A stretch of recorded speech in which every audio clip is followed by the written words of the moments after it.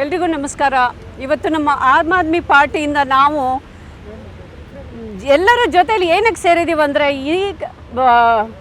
ಏನು ಹೇಳ್ತಾರೆ, ಈ ಮುನಿರತ್ನ ಅಂತ ಶಾಸಕರು ನಮ್ಮ ಬೆಂಗಳೂರಿನಲ್ಲಿ ಇದ್ದಾರೆ ಅಂದರೆ ನಮ್ಮ ಹೆಣ್ಮಕ್ಳಿಗೆ ಒಂದು ನಾಚಿಕೆ.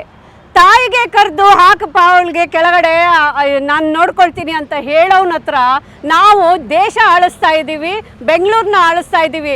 ಆರ್ ನಗರ್ ವೋಟರ್ಸು ಸ್ವಲ್ಪ ಎಚ್ಚೆತ್ಕೊಳ್ಳಿ.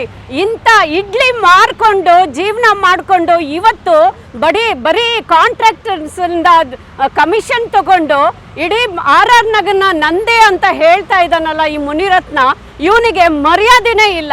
ಮರ್ಯಾದೆ ಇಲ್ಲದೆ ಹೆಣ್ಣು ಮಕ್ಕಳನ್ನ ಇಂಥ ಕೆಟ್ಟದಾಗಿ ಮಾತಾಡ್ತಾನಂದ್ರೆ ಇವನನ್ನು ಮತ್ತೆ ನಾವು ಓಟ್ ಹಾಕಿ ಕರ್ಕೊಂಡು ಬರಬೇಕಾ, MLA ಆಗಿ ಮಾಡಬೇಕಾ? BJP ಖಂಡಿತ ನೀವು ತೊಲಗಬೇಕು. ಸೆಂಟ್ರಲಿಂದನೂ ತೊಲಗಬೇಕು, ಬ್ಯಾಂಗ್ಳೂರಿಂದನೂ ತೊಲಗಬೇಕು. ಆರ್ ನಗರದಲ್ಲಿ ಇನ್ನು ನಾವು ನಮ್ಮ ಆಮ್ ಆದ್ಮಿ ಪಾರ್ಟಿ ಬಂದರೆ ಇಂಥ ವಿಷಯಗಳನ್ನು ನಾವು ಖಂಡಿತ ಮಾಡಲ್ಲ. ನಮಗೆ ಹೆಣ್ಣು ಅಂದರೆ ಒಂದು ಶಕ್ತಿ, ಆ ಶಕ್ತಿನ ನಾವು ಮುಂದೆ ತಗೊಂಡೋಗ್ತೀವಿ, ನಾವು ರೆಸ್ಪೆಕ್ಟ್ ಮಾಡ್ತೀವಿ, ಮರ್ಯಾದೆ ಕೊಡ್ತೀವಿ. ಇಂಥ MLAs, ಇಂಥ ಮುನಿರತ್ನ ಅಂತ ನೀಚ MLAsನ ಇವತ್ತೇ ನೀವು ಖಂಡಿಸಬೇಕು. ನಾವು ಆಮ್ ಆದ್ಮಿ ಪಾರ್ಟಿಯಿಂದ ಅವ್ರನ್ನ ಖಂಡಿಸ್ತೀವಿ. ನಾವೆಲ್ಲರೂ ಇನ್ನೂ ಘೋರ ಪ್ರೊಟೆಸ್ಟ್ ಮಾಡ್ತೀವಿ.